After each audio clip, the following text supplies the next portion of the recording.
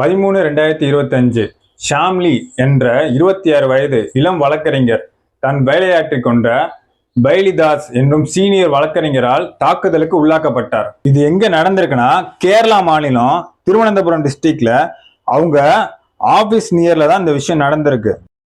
இந்த இன்சிடென்ட்ல ஷாம்லிய பெய்லிந்தாஸ் பல முறை கன்னத்துல அரைஞ்சும் கட்டையாலையும் தாக்கியிருக்காரு.